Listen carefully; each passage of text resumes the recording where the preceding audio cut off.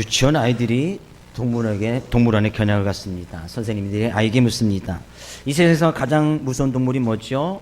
아이들이 대답합니다. 사자요. 참 잘했어요. 이렇게 칭찬해 줬습니다. 그럼 사자가 가장 무서워하는 동물은 뭐죠? 이렇게 아이들이 물었습니다. 그때 그 아이들 뒤에 같이 동물원에 어떤 아저씨가 이렇게 대답을 했습니다. 암사자요. 암사자. 예, 저희 집 암사도 화나면 무섭습니다. 그죠? 화나는 일이 없지만,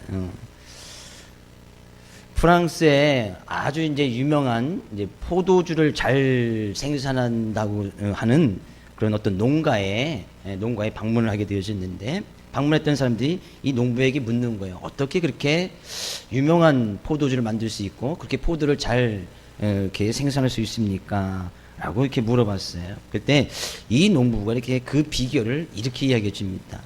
포도를 처음 심을 때 아주 척박한 땅에 자기는 포도를 심는다는 거예요. 척박한 땅에.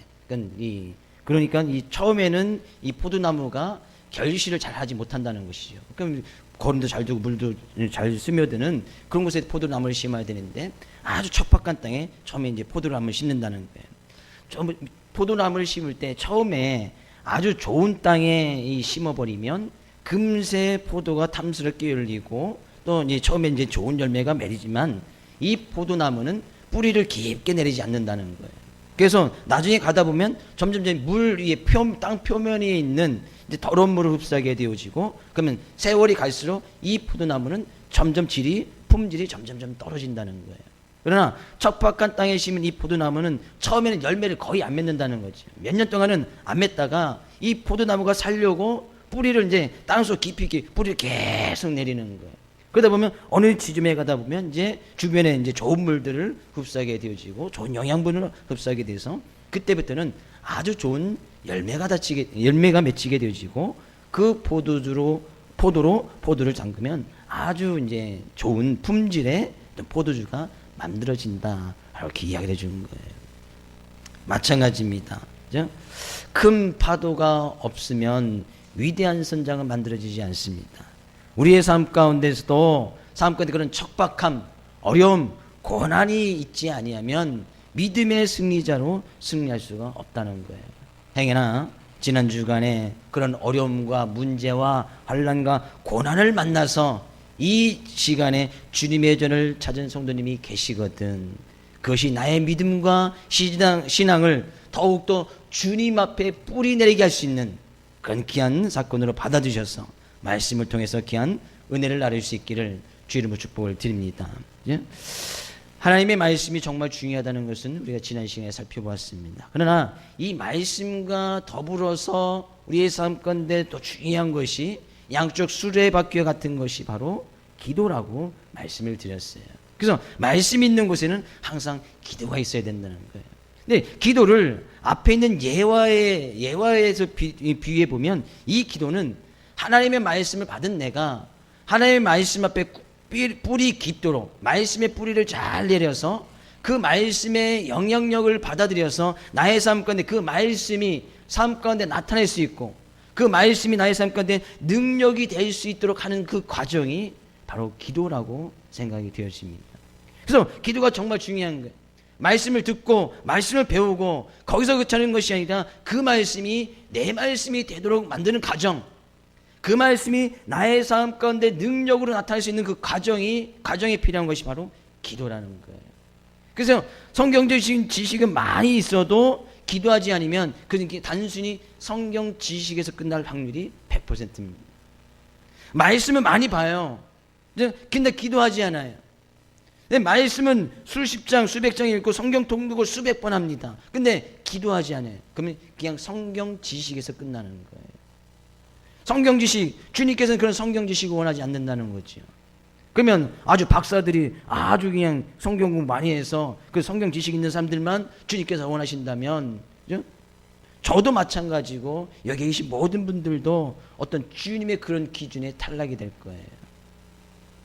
우리는 그런 말씀이 하나님께서 우리에게 들려주신다면 그 말씀이 내 말씀이 되어지고 그 말씀이 능력이 되어질 수 있도록 그것이 꼭 필요한 것이 바로 기도라는 사실이에요. 네, 오늘 본 말씀 가운데서 그 기도, 그 기도에 대해서 예수님께서 하신 이 본문 말씀이 이 말씀보다 더 기도에 대한 중요성과 기도에 대한 방법을 잘 이야기하는 것은 없습니다. 잘 아시는 말씀 가운데 한 구절이라고 생각이 되어집니다. 다시 한번 오늘 본문 말씀 7절 말씀 가서 읽어볼까요? 7절. 구하라 그리하면 너에게 주실 것이요 찾으라 그리하면 찾아낼 것이요 문을 두드리라 그리하면 너에게 열릴 것이니. 여기 보면 기도에 관한 문제를 예수님께서 말씀하시는데 구하라 찾으라 두드리라 라는 말씀으로 우리 이 한글 성경이나 영어 성경에서는 조금 이제 다르게 표현하고 있지만 실제적인 원어에 가서 보면 동일한 단어인데 좀 더 심도 있게, 그 다음에 좀 더 심도 있게, 깊이 있게 같은 단어를 사용하고 있습니다.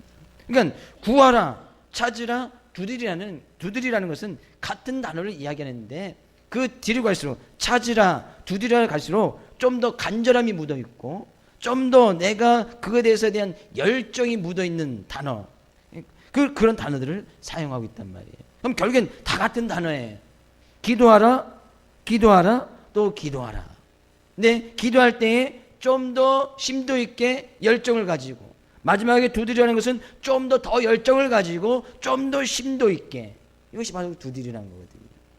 구하는 것은, 그 구한다는 것은 거지가 하루에 동량을 해서 그 동량이 없으면 하루를 굶어야 되고 그 거지의 가족들이 굶는다는 것을 생각할 때 거지가 정말 애절하게 동량을 합니다. 이것이 바로 구하는 거예요. 네, 이것이 구한다는 의미예요. 이 거지가 하루를 먹고 살기 위해서 애절하게 지나다니는 사람들에게 이 동량을 해서 자기 배를 채워야 되고 자녀들이 있다면 자기의 자녀를 채워야 되는 그런 의미가 바로 이 구한다는 그런 의미예요. 이것이 바로 기도라는 거예요. 예수님께서 제자들에게 처음 시작하면서 말씀하실 때에 그들에게 많은 말씀을 주시고 나서 거의 끝부분에 가서 이런 말씀해 주시는 거예요. 그 말씀, 많은 말씀들이 있지만 그 말씀이 전적으로 나의 삶 가운데 복이 되어지고 그 말씀이 나의 삶 가운데 진정으로 은혜가 되어지고 그 말씀대로 살아가는 능력 있는 삶을 살기 위해서는 그 말씀 붙들고 구하라. 거지가 동냥하듯이 간절히 구하라는 얘기. 그 다음에 찾으라는 것은 좀 더 간절히, 이제 막 저녁 때가 됐는데 거지가 동냥해서 한 푼 넣지 못한 거예요. 근데 그날 굶는 거예요. 자기도 쫄쫄쫄 굶고 집에 뭔가를 가지고 와야 새끼들을 먹일 수 있는데 아무것도 걷지 못한 거예요. 그 마지막 해가 질 때 사람이 지나기 전까지 계속해서 더 간절히 구하는 거죠. 이것이 바로 찾는 거예요. 두드리라는 것은 그 원어적인 의미는 아주 재밌습니다. 두드리라는 것은 만약에 집안에 불이 났어요. 근데 불이 났는데 아이가 집안에 혼자 있는 거예요. 그럼 이 부모들 입장에서 어떻게 하겠습니까? 그죠? 물 막 두드리면서 야 빨리 집에서 나오라고 물 막 두드릴 거예요. 이것이 바로 두드리는 거예요. 근데 집안에 불이 났는데 부모가 딱 불난 것을 보면서 나올 테면 나오고 야 거기 그분 있어 라고 하는 부모는 아무도 없단 말이죠. 그럼 문을 두드리는 것이 아니에요. 그냥 똑똑 놓고 하는 것이, 두드리는 것은 막 두드리면서 빨리 나와 안 나오면 죽어 라고 이야기하는 것이 바로 두드린단 말이죠. 기도라는 것은 바로 그런 거예요.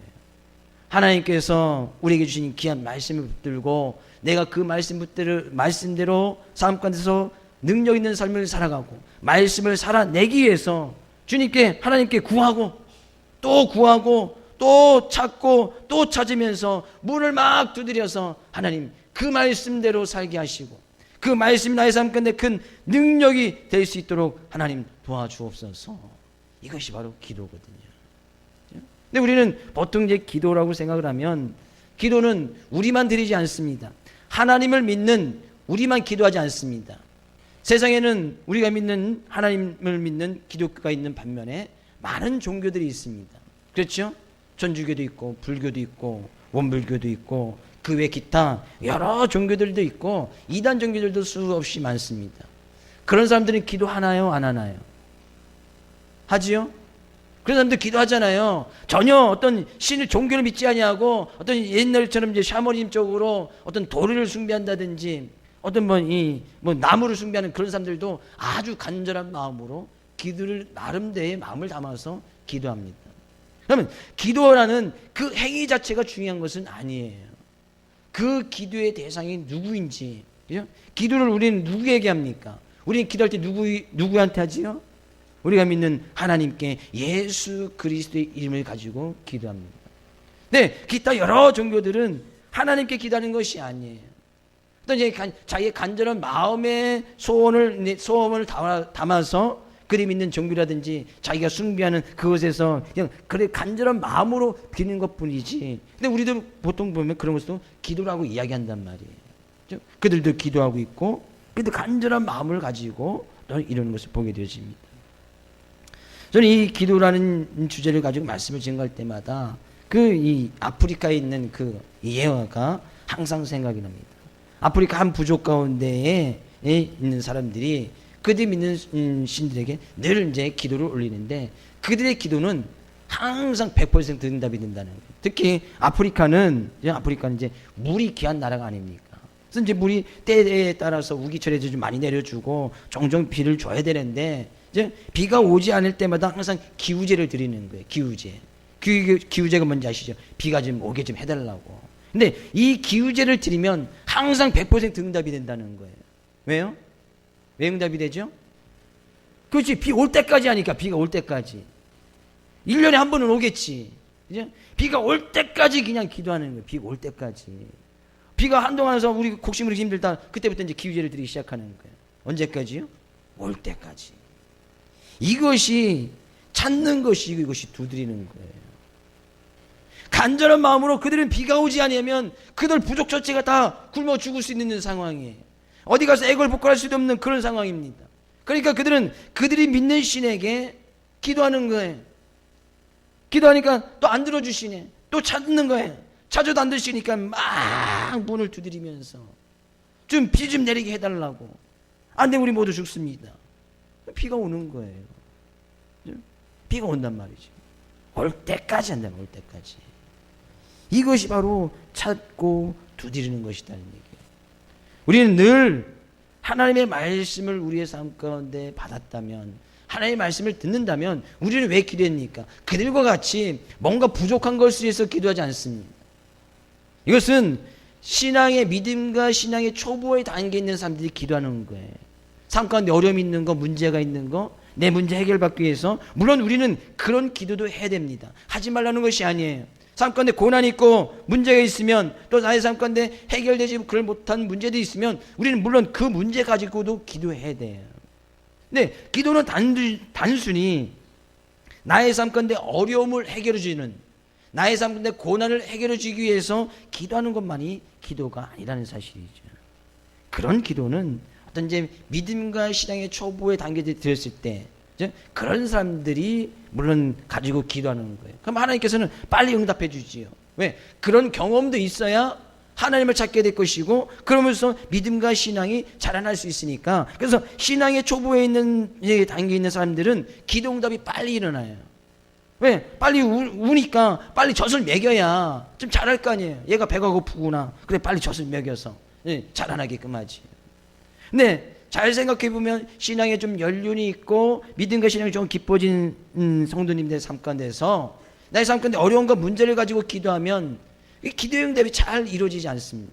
좀 더디게 일어나는 경우들이 좀 많아요. 왜? 하나님께서 운다고 이제 막 젖만 먹이시는 것이 아니거든요. 어릴 때는 젖을 딱 물리면 조용해지고 잘 자라고 성장하니까 하나님께서 젖을 막 먹여주시지만 신앙의 연륜이 있고 어느 정도 자랐으면 막 운다고 해서 다 요구사항을 다 들어주는 것이 아니란 말이죠. 그때는 하나님께서 이제 걸르는 거예요. 얘가 이게 정말 필요한지, 요때 젖을 먹어야 되는지, 얘가 지금 칼을 달라고 하는데 칼을 줘야 되는지 말아야 되는지. 어릴 때는 다 줍니다. 근데 좀 자라면 주시지 않는 거예요. 좀 기다리라고 하시는지, 아니면 그것은 안 된다고 하는지, 이것은 나중에 줄게 라고 이야기하시든지, 아니면 그것은 안 돼 라고 하시든지. 그럼 우리는 우리의 자신의 모습을 한번 생각해 볼 수 있겠지요. 내가 하나님께 기도하는데 기도의 응답이 없어. 그만큼 나의 믿음과 신앙이 성장했다 그런 얘기예요. 믿으십니까? 기도하는데 기도하는 쪽쪽이 하나님께 다 응답해 주시오. 잘 생각해 볼 필요가 있어요. 아직 나의 믿음과 신앙이 어린아이 같은 초보의 신앙의 단계에 있구나. 그죠? 그 기도하는 사람이 능력이 많아서 그런 것이 아니에요. 왜? 기도의 응답은 하나님께서 해주시는 거잖아요. 그렇죠? 기도의 응답은 하나님께서 해주시는 거라는 말이에요. 기도하는 사람이 능력이 많아서, 그럼 목사님 저는 기도할 때마다 다 100% 응답이 되겠지요. 능력이 있으니까. 안 믿으십니까? 여러분의 담임 목사님 이야기하는데, 여러분의 담임 목사님 제가 능력이 있으니까 기도하는 쪽쪽이 하나님께 다 100% 응답해 주시겠지요. 그러기를 저도 소원합니다. 하나님께 들어주시겠습니까? 이제는 하나님께 걸러요. 예전에는 잘 이루어졌어요. 진짜도 저도 학생 때, 고등학생 때, 중학교 때 막 이럴 때 하나님께 기도하면 하나님께서 웬만한 기도는 다 들어주신 것 같아요. 또 개척해서 있을 때 그때는 이제 간절한 마음이 더 생겼겠지요. 개척당 그때는 거의 100% 하나님께서 기도 응답을. 그래서 사모도 항상 저기 얘기하지만 개척할 때 저희 한 끼도 안 굶겼습니다. 한 끼도. 이전에 개척하신 분들은 다 굶으면서 배고파면서 개척하면서 막 했었는데 저는 한 끼도 안 굶기고 삼겹살 먹고 싶을 때마다 고기 사다 갖다 주고 그러지는 못했어요. 개척 때는. 그러나 이제 누가 까마귀를 물어다 고기를 갖다 딱 던져주고 막 그런 일도 일어나고 하게 되어집니다. 하나님께서 이제는 제 기도도 많이 걸러요. 그럼 제 기도의 능력이 떨어졌을까요? 아니에요. 여러분 그 기도의 능력이 없습니까? 기도하는데 잘 응답이 되지 않습니까? 내가 하나님께서 나를 그만큼 믿음과 신앙이 크게 성장했구나 라고 그렇게 생각하시는 거예요. 그래서 기다리게끔 하시는 거예요. 기도의 응답도 때로는 주시지 않는 거예요. 때로는 하나님께서 그건 안 돼 라고 말씀하시는 거예요. 하나님께서 나를 그렇게 믿음과 신앙이 큰 사람으로 인정해 주시는구나. 그래서 기도의 응답이 없으면 어떻게 해야 돼요? 응답이 없어도 감사해야 되고, 기도의 응답이 미뤄져도 하나님께 감사해야 되고. 왜요? 하나님께서 나를 그렇게 봐주시니까 얼마나 귀하고 소중한 일이에요. 그럼에도 불구하고 주님께서는 말씀하시는 것이, 그럼에도 불구하고 기도는 계속 되어져야 된다는 거예요. 계속 기도해야 되고 계속 찾아야 되고 계속해서 문을 두드려야 된다고 말씀하시고 있는 거예요. 이 말씀은 그럼 너희들이 기도하면 내가 다 응답해 줄게 그런 것이 아니에요. 구하고 찾고 두드릴수록 우리의 믿음과 신앙은 점점 자라나게 될 것이고, 그럴수록 하나님께서 걸러서 응답해 주시고, 그래서 우리의 삶 가운데서는 응답이 없어도 기도에 응답이 있어도 우리는 늘 감사하는 그런 모습으로 하나님 앞에 나갈 수 있게 되진다는 거예요. 주님께서는 그걸 원하신다는 얘기죠. 내가 너희들이 원하는 거 다 들어줄게. 그런 말씀으로 구하라, 찾으라, 문을 두드려라 그렇다고 말씀하신 것이 아니에요. 너희들이 구하면 구할수록, 찾으면 찾을수록, 두드리면 두드릴수록 성경은 약속하고 있습니다. 구하는 이가 받을 것이고 찾는 이가 찾아낼 것이고 두드리는 이에게 열릴 것이니. 뭐가요? 내가 원하는 그 기도 제목이 다 응답되어지고 다 열려질 것이라는 것이 아니라는 거예요. 기도해봐서 알지 않습니까? 기도할 때마다 100% 응답이 되느냐? 안 되더라는 얘기예요. 그럼에도 불구하고 우리는 기도에 응답이 없음에도 불구하고 우리는 그런 하나님의 은혜에 감사하고 나간단 말이죠. 그것을 바로 깨닫는 거예요. 그래서요, 구하는 사람, 찾는 사람, 두드리는 사람은 그 가운데서 기도에 응답이 없는 날짜라도 하나님의 뜻이 무엇인지 발견하게 되어지고 그 뜻 가운데 감사와 찬양으로 하나님 앞에 나갈 수 있게 되어지더라는 얘기예요. 하나님께서, 주님께서 원하시는 모습이 바로 그런 모습이라는 얘기예요. 예를 들어서도 이야기합니다. 9절 10절 너희 중에 누가 아들이 떡을 달라 하는데 돌을 주며 생선을 달라 하는데 뱀을 줄 사람이 있겠느냐. 너 자녀들이 아버지 떡 좀 주세요, 배고파요, 밥 주세요, 그래 애따 먹으라 돌이라 갖다 주는 그런 부모님이 누가 있느냐 이 얘기예요. 아들이 생선을 날라갑니다. 저 물고기 먹고 싶어요. 그러면 뱀 잡아다 주는 사람이 있을 수도 있겠네. 우리나라에서는 이게 그렇죠. 몸에 좋은 거야 산에 가서 그냥 독이 가득 묻은 독사에 몇 마리 잡아다가 푹 가갖고 먹을 수도 있긴. 우리나라의 성경적으로 참 의미가 참 맞진 않지요. 예? 생선을 달라. 예? 고기가 먹고 싶다는 얘기. 물고기가 먹고 싶다.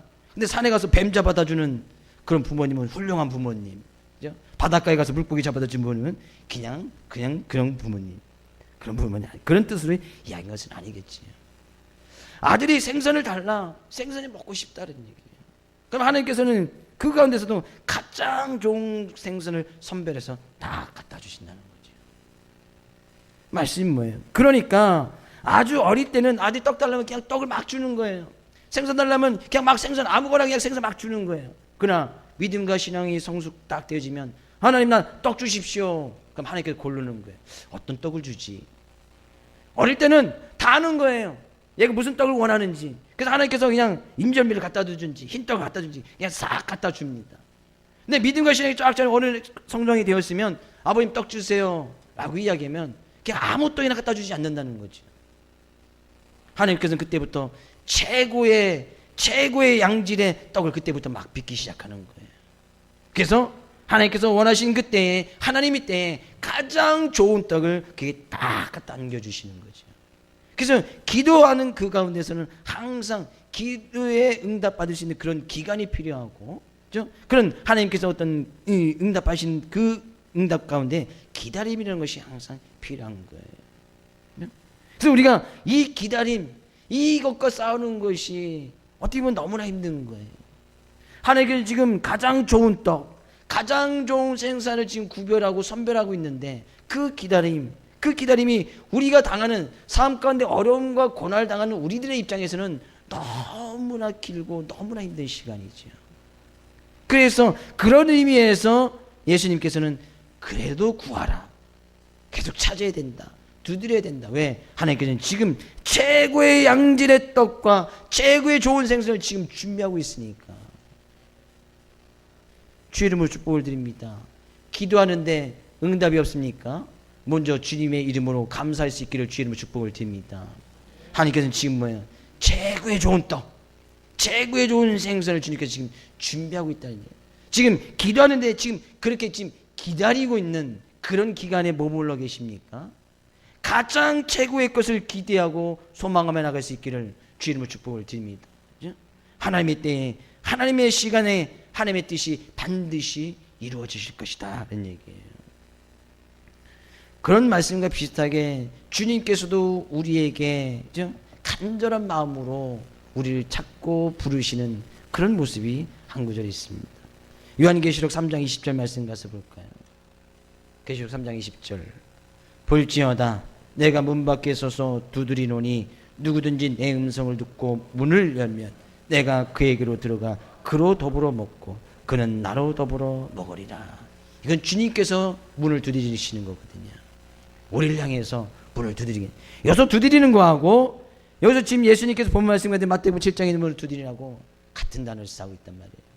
그럼 뭐예요? 지금도 주님께서 우리가 아주 간절한 마음으로 밖에서 지금 막 문을 두드리고 계신 거예요. 야, 제발 좀 내 음성을 듣고 주님의 음성을 좀 듣고 그 말씀이 삶 가운데 좀 나타낼 수 있도록 그 말씀을 좀 받아들여라. 그 말씀을 가지고 좀 살아가라. 그 은혜 가운데 좀 머물러 있어라. 그 말씀이 너의 삶 가운데 생명의 양식을 깨달아서 그 말씀대로 좀 살아가라. 주님께서 지금 간절히 문을 두드리고 있단 말이에요. 근데 여전히 주님의 그 간절함은 우리는 느끼지 못하고 있습니다. 내가 주님을 찾을 때는 그런 간절함을 가지고 주님 빨리 오늘 당장 이 시간에 해가 지기 전에 응답해 주십시오. 그렇게 간절히 기도하면서 주님께서 문을 두드리는 그 두드림의 소리는 듣지 못하다라는 거예요. 그래서 우리는 기도의 응답이 어쩌면 점점 더 길어질 수도 있는 거예요. 주님께서 당장 내 삶 가운데 어려운 건 문제를 해결해 주는 그것이 먼저 필요한 것이 아니에요. 물론 그것이 필요하다면 하나님께서 바로 주시겠지요.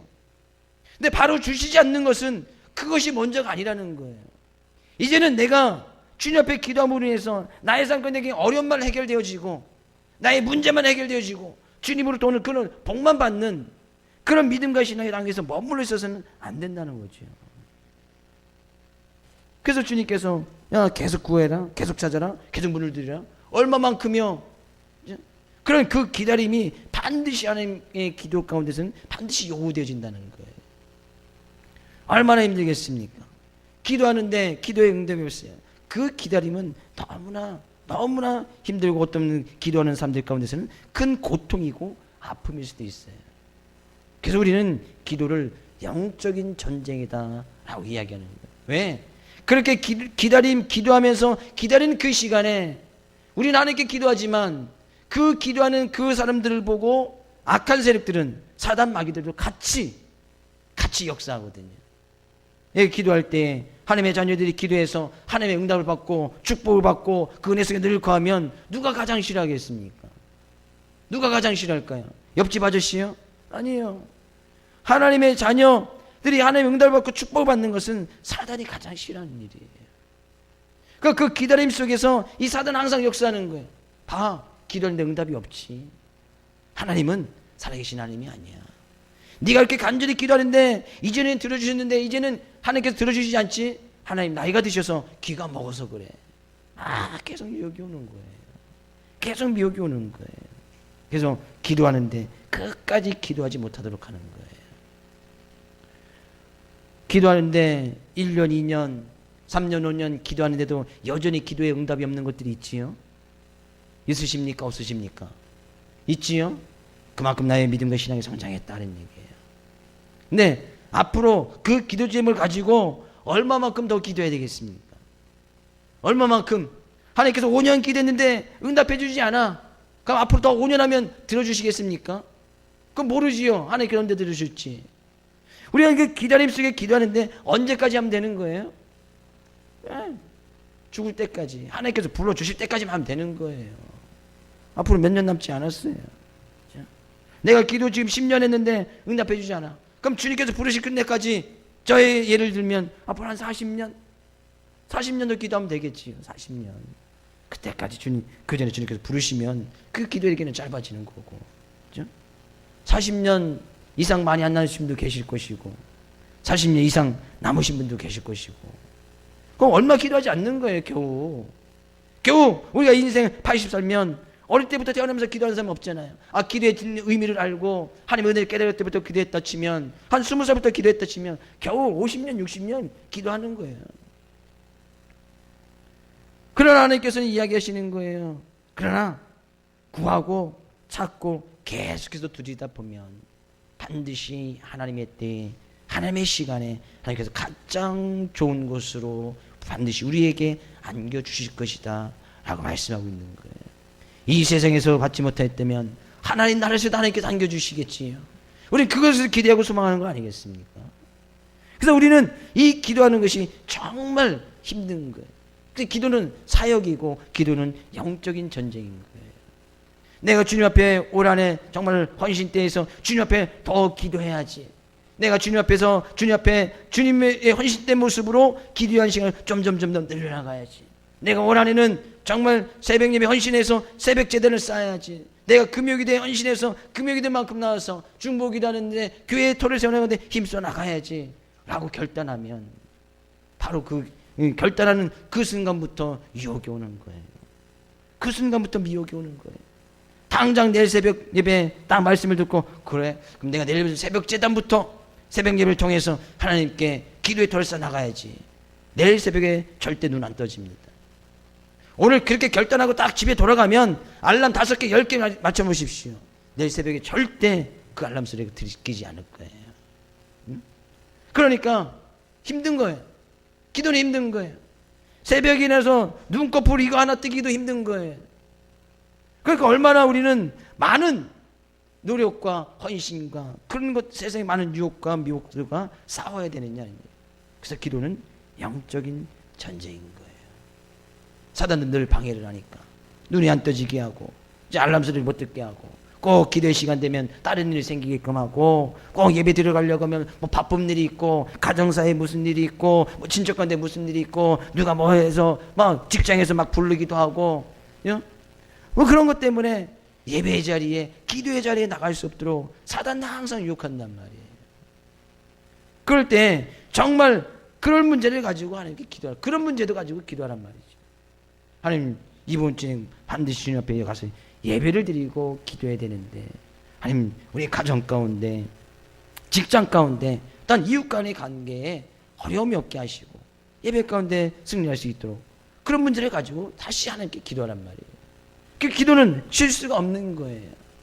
기도는 그래서 성경 건데 쉬지 말고 기도하라, 항상 기도하라, 범사에 기도하라 라고 말씀해 주신 이유가 있단 말이에요. 왜? 늘 영적인 싸움에서 승리해야 되니까. 그 영적인 전쟁에서 승리해야 되니까. 주의 이름으로 축복을 드립니다. 늘 이 기도 가운데 승리할 수 있기를 주의 이름으로 축복을 드립니다. 영적인 싸움에서만큼은 패하지 아니하고 늘 승리할 수 있기를 다시 한번 주의 이름으로 축복을 드립니다. 그래서 기도하는 사람들은 절대 영적인 싸움에서 무너지지 않으니까 영혼의 병이 들지 않습니다. 영적인 문제가 생기지 않는단 말이에요. 영적으로 건강하면 육체적으로 건강이 옵니다. 그러면 신앙과 믿음이 더욱더 두터워질 수밖에 없겠지. 그렇게 될 때 그때서야 비로소 사단이 그때서 손을 드는 거예요. 야, 저 성도는 안 되겠구나. 자꾸 찌르고 하는데도 안 되겠구나.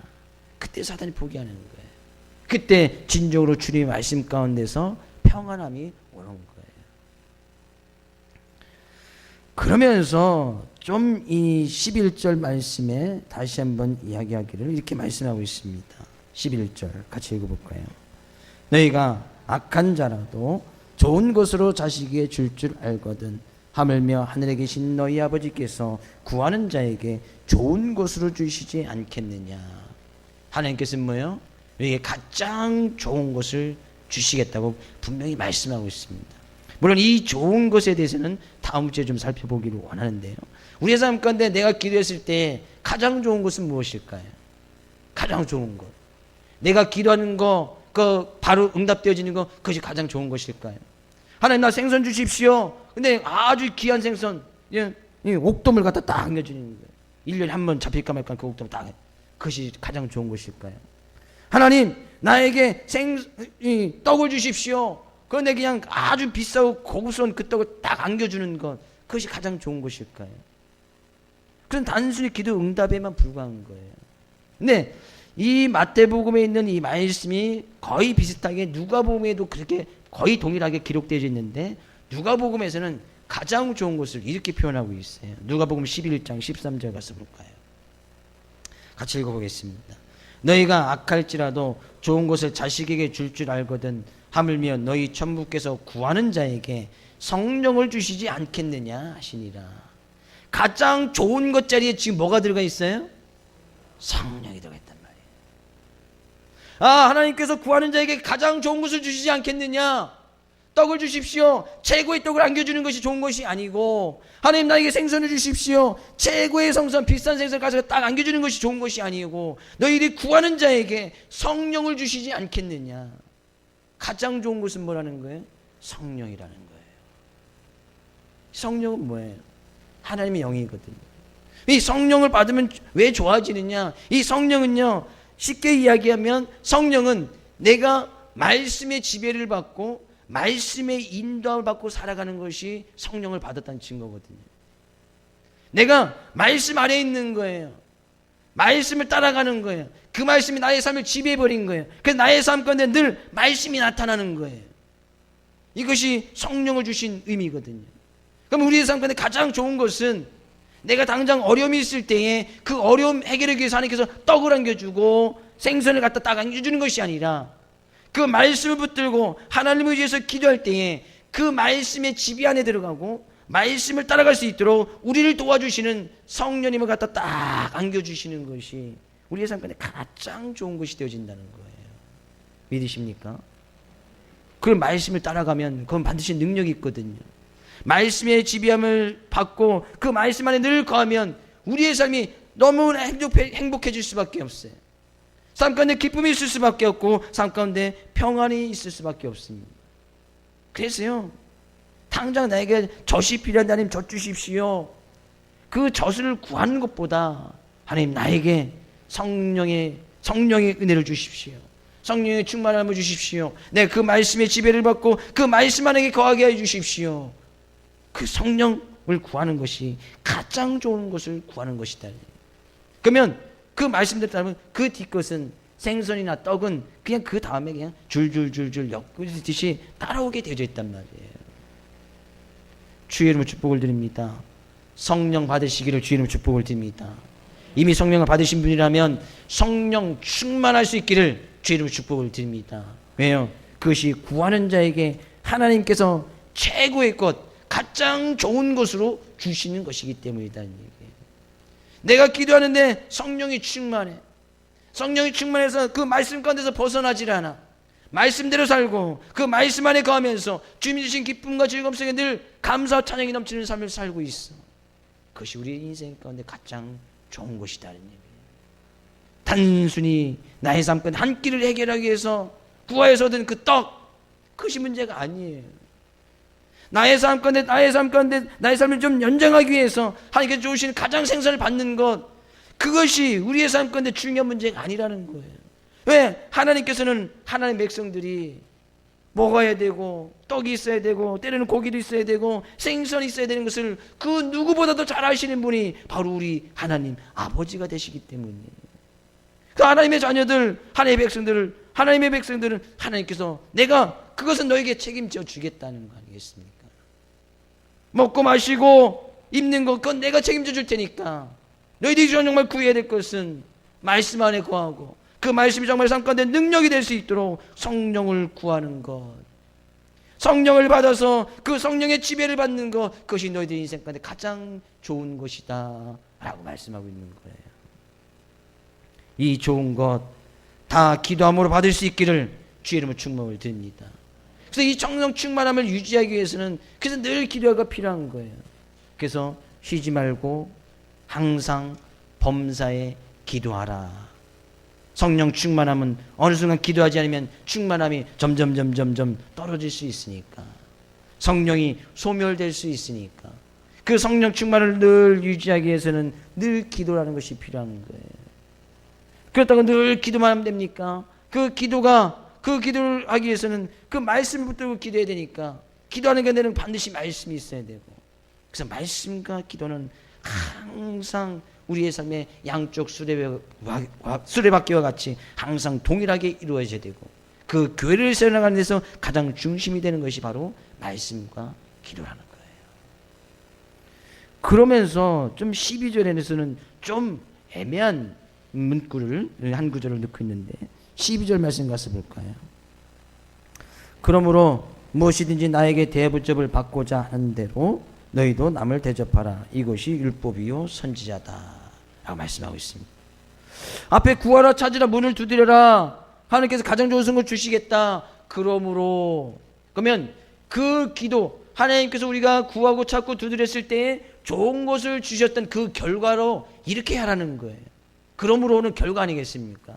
하나님께서 너희들이 구할 때 가장 좋은 것을 주셨다. 그러므로 무엇이든지 남에게 대접을 받고자 하는 대로 너희도 남을 대접하라. 이것이 율법이요 선지자다. 율법이요 선지자는 것은 말씀 중에 말씀, 최고의 말씀이라는 거예요. 말씀 하나 딱 뽑으면 그 말씀 가운데 뽑힐 만한 말씀이 바로 이 말씀이라는 거예요. 무엇이든지 남에게 대접을 받고자 하는 대로 너희도 남을 대접하라. 율법이고 선지자라는 거예요. 왜 하나님께서 이 기도를 가르쳐 주시는 그 말씀 끝에 이 말씀, 율법이고 선지자인 이 말씀을 왜 12절 가운데 딱 집어넣었을까요? 하나님께 기도하고 기도하라는 것은 더 이상 강조 안 해도 기도할 것이고, 그러면 찾고 기도하고 찾고 두드리면 하나님께 가장 좋은 것을 주시지요. 성령 충만함을 주시지요. 성령 충만함에 따라서 그 뒷가운데 구하는 떡이나 생선 하나님께 더해서 주시지요. 그러면 반드시 누군가가 너에게 와서 이렇게 구할 사람이 있을 거라는 거예요. 누군가가 그런 은혜를 받은 사람이 가서 찾는 사람이 있을 것이고 문을 두드리는 사람이 있을 것이라는 거예요. 그러면 그런 사람들에게 내가 받은 그대로 그들에게 대접해 주라 그런 얘기예요. 이해되십니까? 하나님께서 우리에게 좋은 것을 주십니다. 그 좋은 것 받아서 그 좋은 것을 다시 다른 사람들에게 나눠주라는 얘기예요. 베풀어 주라는 얘기예요. 하나님께서 우리에게 많은 것을 허락해 주셨지요. 믿으십니까? 먹을 거 많이 주셨지요. 입을 거 많이 주셨지요. 마실 것도 많이 주셨지요. 집도 주셨지요. 차도 주시고 냉장고도 집에 다 2대씩 계시지요. 세탁기도 2대씩 있고. 보통 사람들이 사는 거 그런 거 아니겠습니까? 그렇죠? 하나님께서 왜 다 2개씩 주셨을까요? 하나는 좀 팔아서 나눠주라고. 그죠? 그럼 저희 집 냉장고 하나 팔아야 되고, 세탁기도 팔아야 되고, 집도 좀 반쯤 팔아야 되고. 가서 또 목사님 2개 있는 거 다 팔라고 했어. 그래서 다 팔아서 그에 헌금하시면 안 돼요. 그러면 이제 부부싸움 나고 가정이 불화되는 거예요.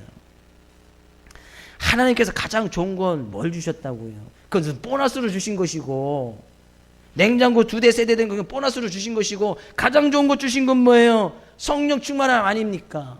그 성령 충만을 받은 사람들은, 성령 충만을 받은 사람은 그 성령 충만을 나누라는 거예요. 어떻게 하면 성령의 충만을 받아서 말씀 가운데 거하고 말씀을 따라갈 수 있을까? 그것을 나눠주란 말이에요. 주의 이름으로 축복을 드립니다. 먼저 성령 충만한 사람 될 수 있기를 주의 이름으로 축복을 드립니다. 그리고 그 성령 충만함을 나눌 수 있기를 주의 이름으로 축복을 드립니다. 그런 성령 충만을 나누다 보면 내가 가진 것도 나누게 되어져 있어요. 이건 덤으로 가는 거예요. 냉장고에 있는 것도 나누게 되어져 있고, 내가 가진 것이 많은 것이 있다면 그것을 나누게 될 수밖에 없어요. 이것은 성령 충만한 삶의 모습 가운데 나타나는, 부수적으로 나타나는 것이란 말이에요. 그냥 정말 나눠야 될 것은 성령 충만함을 나누는 거예요. 하나님께 주신 은혜를 나누는 것이고, 하나님께 주신 그 말씀을 가지고 능력 있는 삶을 나누는 거예요. 아, 이렇게 했더니 능력이 생기더라. 아, 이렇게 했더니 가장 좋은 것이 생기더라. 이렇게 했더니 하나님께서 더 많은 은혜와 복을 주시더라. 그것을 나누는 거예요. 이번 주에 숙제를 2가지 드릴게요. 먼저요, 주님 앞에 구하고 찾고 문을 막 두드려서 여러분이 구하는 거, 찾는 거, 두드리는 거 다 받을 수 있기를 주님으로 축복을 드립니다. 이번 주 중간에 이루어지는 거예요. 왜냐면 그렇게 구하고 찾고 두드리면 그렇게 하지 못할 상황이 반드시 오겠지요. 옵니까 안 옵니까? 내가 구하려고, 찾으려고, 두드리려고 내가 이번에 새벽 예배 나가고 수요일에 안 빠지고 이번 주에 금요일에도 꼭 나가서 일주일 동안 승리해야지 라고 하면 상황 가운데 그것을 하지 못하는 여건이나 상황이나 문제들이 옵니까 안 옵니까? 당장 내일 새벽부터 오지요? 그렇지요? 알람 오늘 밤에 가서 5개 10개 막 쳐놓고 자십시오. 그래도 안 들리는 사람은 안 들려요. 그래서 내일 새벽 예배 시간에 큰일 났네. 내일 새벽 예배 제가 없고 장로님이 하실 텐데, 출석 3일 동안 출석을 체크하라고, 새벽 예배 시간 출석을 체크하라고 해야 되나? 반드시 그런 유혹이 온단 말이죠. 먼저는 내가 구하고 찾는 거, 두드리는 거 다 받기를 원하고, 행여나 그렇게 하지 못하는 여건이나 상황이나 문제가 온다면 그것을 가지고 기도하자 하는 얘기예요. 믿으십니까? 그것이 첫 번째 숙제예요. 첫 번째. 그러면 당장에 기도해야 되지요. 내일 새벽 예배 나갈 수 있도록, 이번 주에 예배는 한 번도 빠지지 않게 할 수 있도록 그 문제 가지고 기도하잔 말이에요. 그러면 이번 주에 그렇게 기도하나 가면 반드시 하나님께서 좋은 것으로 주실 줄 믿습니다. 반드시 하나님께서 가장 우리가 기대하지 못한 것들로, 상상하지 못한 가장 귀하고 소중한 것을 우리에게 책임져 주실 줄 믿습니다. 그러면 하나님께서 주셨으면 2번째 숙제, 남에게 대접을 받고자 하는데도 너희도 남을 대접하라. 이번 주에 응답받고 베풀어주고 나눠주는 것이 2번째 숙제예요. 그러지 못할 많은 여건과 환경이 반드시 옵니다. 이번 주에 반드시 와요. 그렇게 지금 기도하고 말씀을 듣고 기도하면 당장 내일부터 문제가 와요. 유혹이 와요. 아니면 성전문을 열고 나가는 그 순간부터 유혹이 옵니다. 문제가 옵니다. 근데 그것을 이겨나가야지요. 그 하나님께서 좋은 것을 주시지요. 그럼 좋은 것을 주시면 나누고 베푸는 그런 모습으로 한 주간에서도 주님을 만나고 살아계시는 하나님을 만나고 그 하나님께 모든 영광과 찬양과 감사를 드릴 수 있는 여러분 될 수 있기를 주 이름으로 축복을 드립니다.